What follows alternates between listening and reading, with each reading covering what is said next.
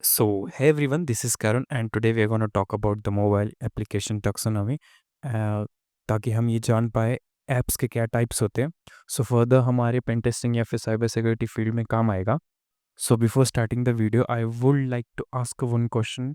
Do you really know what are the types of the application? Hey everyone, this is Karan and without wasting time, let's get started.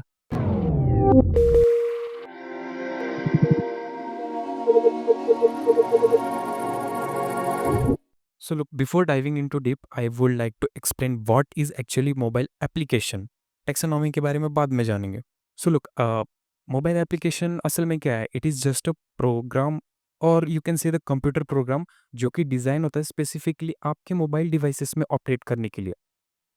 क्योंकि computer जो programmes होते हैं वो काफ़ी ज़्यादा heavy resource intensive होते हैं और वो इजीली नहीं चल पाते. तो एक स्पेसिफिक प्रोग्राम लिखा जाता है ताकि आपके मोबाइल एप्लीकेशन में इजीली चल पाए और सारे फीचर्स को एक्सेस कर पाए. तो एग्जांपल के लिए आपका एंड्रॉयड ले लो या फिर आईओएस ले लो, क्योंकि यही दो जो ब्रांड है वो almost 99% of the market cover करते हैं या फिर ऑपरेटिंग सिस्टम के मार्केट यही लोग कवर करते हैं. तो आजकल के जो भी एप्लीकेशन है वो ज़्यादातर इंटरनेट कैपेबल हो चुके हैं, क्योंकि हर एप्लीकेशन को आज आज के टाइम पे इंटरनेट चाहिए. क्योंकि पुराने टाइम पे जो गेम्स होते थे वो ऑफलाइन चल जाते थे, लेकिन आज के टाइम पे उनमें एड्स रन करने के लिए इंटरनेट लगता है. तो यहाँ पे मैं एक चीज़ बताना चाहूँगा, ऐप्स जो है वो ओएस पे भी रन कर सकते हैं, मोबाइल ब्राउज़र पे भी रन कर सकते हैं या फिर दोनों का मिक्सचर है उन पे भी रन कर सकते हैं. तो अब हमने कवर कर लिया है व्हाट इज़ मोबाइल एप्लीकेशन. अब टैक्सोनॉमी के बारे में बात करो तो look, the taxonomy is nothing but it is going to be explaining how the apps are built and how they behave. सबसे पहले वाले पे हम चलते हैं. Okay, first of the app is known as native apps. तो असल में नेटिव ऐप्स और कुछ नहीं, ये एक स्पेसिफिक ओएस के लिए बनाया जाता है using just like SDK, software development kit की मदद से इन्हें बनाया जाता है. और ये स्पेसिफिक डिवाइसेस पे या फिर स्पेसिफिक ऑपरेटिंग सिस्टम्स के लिए बनाया जाता है. तो जस्ट मान लो हमारे पास एंड्रॉयड है, उसके लिए एसडीके जावा कॉटलिंग है, और आईओएस के लिए हमारे पास है स्विफ्ट या फिर ऑब्जेक्ट सी. और एंड्रॉयड के लिए जो है वो हमारे पास एक्स्ट्रा एक और आता है जिसे हम एनडीके कहते हैं. वो लो लेवल पे काम करते हैं जैसे कि सी या फिर C plus plus. Now I would like to explain you what are the benefits of the native apps. असल में इनके फ़ायदे क्या होते हैं? Of course it is based on the specific operating system और द स्पेसिफिक हार्डवेयर और specific environment. तो यहाँ पे आपको परफॉर्मेंस जो है वो काफ़ी ज़्यादा मिलेगी, और इसके वजह से you can say the native apps are also the high reliable. और जैसा कि मैंने बताया वो स्पेसिफिक हार्डवेयर या फिर स्पेसिफिक एनवायरनमेंट के लिए बनाया जाता है. तो वो आपके किसी भी चीज़ को एक्सेस कर सकता है, like cameras, sensor, GPS, notification, क्योंकि इनका कॉम्बिनेशन काफ़ी ज़्यादा अच्छे से बैठ जाता है. लेकिन इसमें जो है वो एक ड्रॉबैक्स भी है, जैसे कि डिसएडवांटेज कह लो आप. जैसे कि ये स्पेसिफिक ऐप्स के लिए बनता है, राइट? आईओएस या फिर एंड्रॉयड के लिए तो अलग से कोड लिखने पड़ेंगे. एंड्रॉयड के लिए अलग से लिखो, आईओएस के लिए अलग से लिखो. ये काफ़ी ज़्यादा हेक्टिक हो जाता है. हर चीज़ आपको अलग से लिखनी पड़ेगी क्योंकि ये दोनों का एनवायरनमेंट ही अलग है. ऐसा नहीं कि यहाँ के थोड़े कोड यहाँ पे यूज़ हो जाएंगे, यहाँ के थोड़े कोड यहाँ पे यूज़ हो जाएंगे. And due to that you will get the higher development और द मेंटेनेंस कॉस्ट काफ़ी ज़्यादा होगा इनका. तो काफ़ी ज़्यादा खर्चा हो जाता है नेटिव ऐप्स में. तो इसी को सॉल्व करने के लिए एक और आता है जिसे हम कहते हैं क्रॉस कंपाइल ऐप या फिर कह लो क्रॉस प्लेटफॉर्म एप्लीकेशन. तो ये क्या करता है पता है क्या? एक ही कोड बेस रहेगा, लेकिन आपके एंड्रॉयड में भी चल जाएगा, आईओएस में भी चल जाएगा. जस्ट आपको फ्रेमवर्क चेंज करना पड़ेगा. यहाँ पे कई सारे फ्रेमवर्क्स मिलते हैं जैसे कि गूगल का फ्लटर हो गया, रिएक्ट नेटिव हो गया या फिर एक्सए मरीन हो गया. तो इनसे मिलता क्या है? अगर फ्रेमवर्क यूज़ करोगे तो आप cross platform of course use कर पाओगे, सिंगल कोड बेस रहेगा और परफॉर्मिंग ऑलमोस्ट नेटिव जैसा ही मिलेगा, और डिवाइस के एक्सेस भी मिल जाएंगे आपको. तो अगर मैं समरी में बताऊँ नेटिव ऐप्स क्या होता है, लाइक आपको बेस्ट परफॉर्मेंस और हाई रिलायबिलिटी मिलेगा, और क्रॉस प्लेटफॉर्म फ्रेमवर्क अगर यूज़ करोगे तो नेटिव के बेनिफिट्स तो मिलेंगे और साथ में शेयर्ड कोड भी मिलेगा. तो एंड्रॉयड और आईओएस के लिए ज़्यादा हेक्टिक नहीं होगा आपके लिए. तो अब मूव करते हैं हमारे सेकंड वेब ऐप के बारे में, which is also known as web application. और इससे आप काफ़ी ज़्यादा वेब फैमिलियर भी होंगे. तो वेबसाइट या फिर वेब ऐप्स क्यों बनाया जाता है? ऑफ कोर्स वो अच्छा दिखे और उसके बिहेवियर जो कि वो एप्लीकेशन जैसा हो, जैसे बटन क्लिक कर दिया, स्लाइड वगैरह एप्लीकेशन जैसे हो, राइट? और ये बनाए कैसे जाते हैं? नॉर्मली HTML5 या फिर इन कंपोनेंट से ही बनाया जाता है.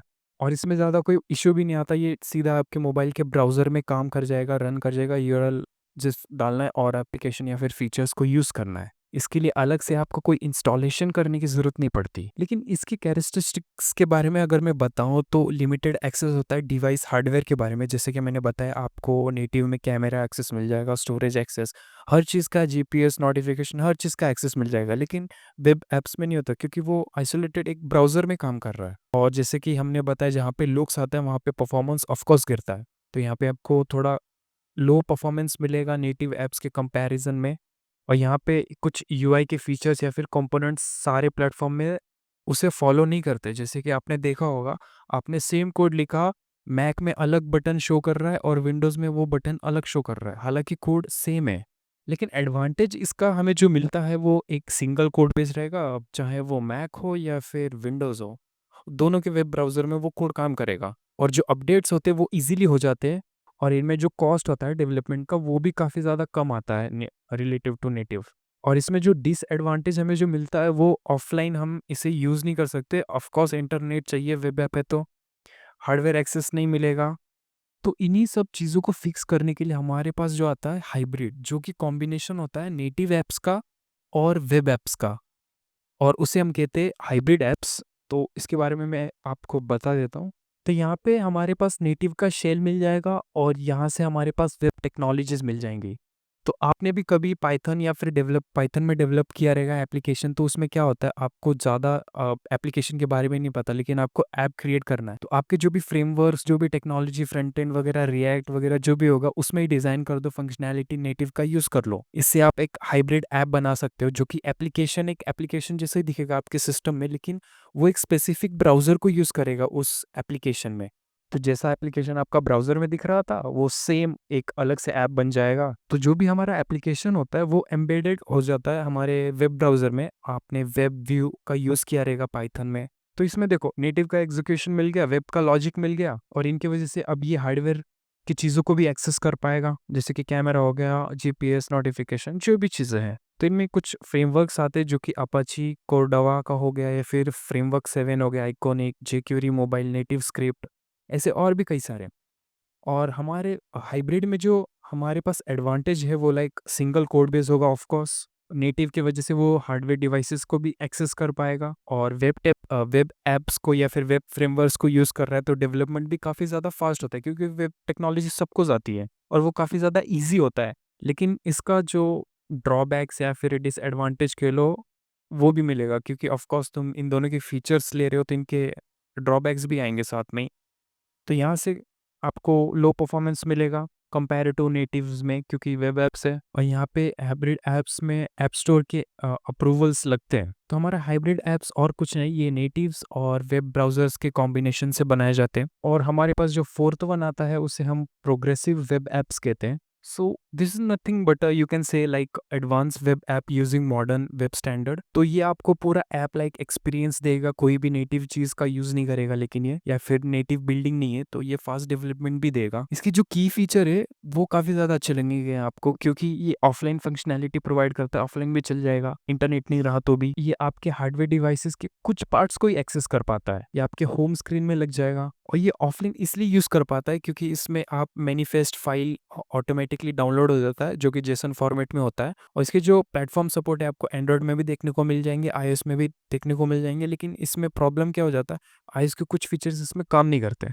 तो ये पूरा वेब ब्राउजर्स पे बेस्ड है तो इसमें आपका डेवलपमेंट काफ़ी फास्ट हो जाता है, लेकिन परफॉर्मेंस थोड़ा गिर जाएगा और इसका जो मेंटेनेंस कॉस्ट है वो भी कम ही लगता है। ये एडवांस एपीआई का यूज़ करता है तो फंक्शनैलिटी जो है वो हमारे वेब ऐप्स से काफ़ी ज़्यादा अच्छा मिलता है प्रोग्रेसिव वेब ऐप्स में। तो आपको इनमें से कौन सा यूज़ करना है ये पूरा आपके ऊपर डिपेंड करता है। आपको उसके हाईएस्ट परफॉर्मेंस चाहिए तो नेटिव के लिए चले जाओ, लो कॉस्ट या फिर लुक के लिए जाना है तो आप चले जाओ वेब ऐप्स में, और आपको दोनों चीज़ें चाहिए तो हाइब्रिड में चले जाओ, और चीज़ों को ऑफलाइन या फिर एडवांस वेब ऐप में ही रखना है तो प्रोग्रेसिव वाला यूज़ कर लो। इनके अपने अपने फ़ायदे और अपने अपने डिसएडवांटेजेस है। So this was from my side, I hope you have understand this concept. So I would like to say thank you for watching my video and मिलते हैं नेक्स्ट वीडियो में।